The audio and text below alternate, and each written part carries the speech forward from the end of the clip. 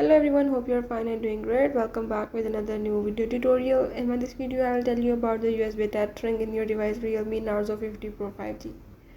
So if in this device you want to use the feature of USB tethering, or if you want to know about it, you can easily do it by the method as I will tell you in this video.